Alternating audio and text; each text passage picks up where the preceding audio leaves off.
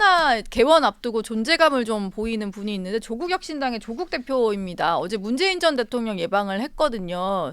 근데 이 모습이 상당히 좀 많이 화제도 됐고 또 문 전 대통령 같은 경우에 조국혁신당이 법야권 승리에 크게 기여를 했다면서 자부심을 가져도 된다 이런 얘기를 했단 말이에요. 네.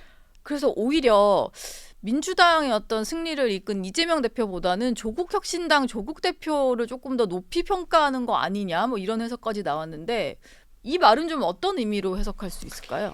그런 의미는 아닌 거고요. 예. 어쨌든지 간에 전체 이번 총선에서의 승리는 본대 사령관인 이재명 대표의 그 승리가 제일 큰 것이고 예. 여기에서 선봉대 역할을 자임했던 조국 대표 또한 승리한 것이죠. 네. 결국은 크게 봐서 현재 윤석열 정부의 국정 운영을 바르게 가게 하기 위한 국민들의 명령을 받은 세력들입니다. 예. 그렇기 때문에 그들에게 축하하고 격려하면서 앞으로 일을 좀 잘해줬으면 하는 어떤 바람을 말씀하신 것이지 예. 그 뭐 애정과 관심의 정도가 조국 대표에게 더 기울어져 있다 이건 아닌 것 같아요. 제가 총선 과정에서 한참 욕도 먹었지 않습니까? 예. 조국은 하나다. 예. 근데 제가 그냥 조국은 하나다 이렇게 한 게 아니고 남과 북이 하나이듯 조국은 하나다 이렇게 좀 은유적 표현을 썼던 것인데 네.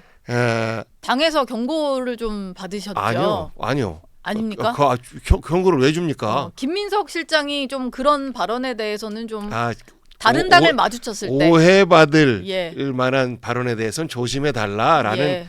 그 전체적인 주의를 당부하는 것이고 왜냐하면 저를 만나고 난 이후에 조국 대표가 다른 지역 그 대표들도 만났잖아요. 예. 여기에서 선거법에 혹시나 저축이 될까 봐서 그 말씀드렸던 것이고 저는 저랑 인연이 있는 분이 우리 지역에 왔는데 당은 다르다 할지라도 예. 반갑게 맞아주는 것이 사람의 도리다라는 생각 속에서 맞아줬던 것이고 네.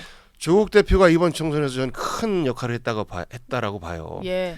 민주당은 좀 그러니까 수권 정당으로서의 자기 기능을 확보하고 있으려면 지나치게 어느 한쪽에 치우쳐 있는 모습은 경계를 해야 되지 않습니까? 네. 여기에 민주당 내에서 그래도 좀 뭐 진보 쪽에 더 많이 쏠려 있는 이 지지자분들은 민주당 답답하다 뭐 하고 있느냐 이런 목소리들이 많았었는데 조국 대표가 시원하게 네. 진보 정당의 역할을 대신해 줬던 것이죠. 그래서 조국이 민주당의 가려운 부분을 긁어주고 있구나. 민주당 지지자들의 가려운 부분을. 네. 그래서 범진보 계열의 지지자들이 모두가 다 조국과 이재명을 중심으로 해서 모여지게 된 네. 이런 그 촉발을 시킨 부분에 대해서는 분명히 한 공이 있다라고 생각합니다. 앞으로도 그러면 어떤 당권이든 아니면 국회 내에서의 어떤 이제 역할론이든 아니면 다음 대권이든 간에 이재명 조국 두 사람이 좀 갈등을 빚거나 이럴 일은 없을 거라고 보시나요? 갈등을 빚을 일은 전혀 없다고 봐요. 예. 다만 이제 다음 총선이 대선이 3년 남았는데 네. 두 분 다 출마의 자격이 주어진다라고 하면 경쟁 속에서 파이가 커지는 것 아니겠습니까? 예. 그리고 지금 그 두 정당이 합쳐진다라는 생각에 대해서는 그 누구도 하고 있지 않아요. 국회 운영과 관련해서도 그 조국혁신당이 별도의 정치 세력으로 당으로 존재해 있을 때 네. 그 우리가 이제 그 신속안건 처리라든지 안건 조정이라든지 예. 이런 과정에서 보면 충분히 그 역할이 있거든요. 그래서 한 당으로 합쳐진다라고 하는 것은 불가능한 것이고 당과 당으로 있을 때 그 범진보 세력 내에서의 건전한 경쟁 관계는 오히려 우리가 더 추천해야 될 문제 아닌가 싶습니다. 예. 아유, 시간이 훌쩍 흘러가지고 대통령이 오늘 내는 메시지도 좀 여쭤보고 싶은데요. 국무회의를 통해서 그 국무회의 모두 발언에서 총선 패배 관련 입장을 좀 내놓을 예정이거든요. 야당 당선인으로 보시기에 좀 어떤 메시지가 담겨야 국민들이 좀 안심을 할 것 같다라고 보시나요? 대통령의 메시지가 그 뭐 보좌관 회의, 수석 보좌관 회의, 예. 요게 있고 그다음에 국무회의 요게 네. 있고 요거보다 더 강한 게 직접 국민 앞에 서는 거예요. 예. 총선 때는 민생 토론회 무슨 뭐 하면서 그렇게 다니셨으면 네.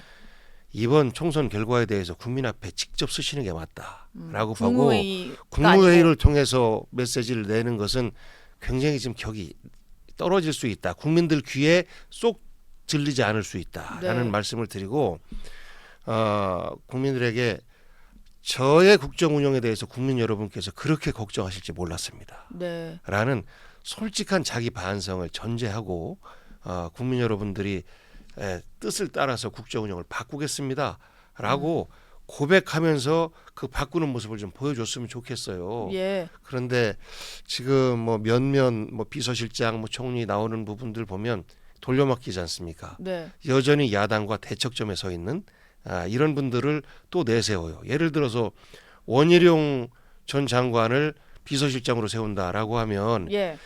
이재명 대표를 저격하기 위해서 보냈던 분을 자기의 최측근 비서실장으로 쓴다라고 하는 것은 여전히 싸우자는 거잖아요. 네. 그래서 그런 메시지 국민들에게 협치의 메시지를 강하게 좀 내주시고 그리고 인사를 하는 데 있어서도 협치할 만한 인사들을 내세우셨을 때 네. 여야가 함께 정치권으로부터 좀 인정받을 수 있지 않을까. 예. 제가 맨 앞에서 말씀드렸던 것처럼 지금은 윤석열 대통령에게도 위기고 민주당에도 위기예요. 예. 그러니까 민주당은 집행 권력을 갖고 있지 않아요. 네. 그렇기 때문에 국민들이 바라는 이러저러한 개혁을 하기가 쉽지 않습니다. 예. 그러면 협치를 통해서 민주당의 생각들을 국정에 반영시켜야 되는데 윤석열 대통령과 대화를 해야 됩니다. 네. 근데 윤석열 대통령이 지금 실정을 한 가장 큰 이유 중에 하나가 협치를 안 하는 건데 그렇기 때문에 독선으로 빠지고 있다라고 비판받는 것인데 여전히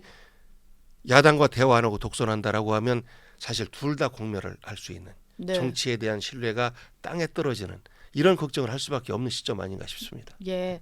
야당도 좀 협조할 준비는 되어 있으니 좀 대화를 했으면 좋겠다. 제발 좀 그랬으면 좋겠어요. 예. 대통령이 협치하자는데 네.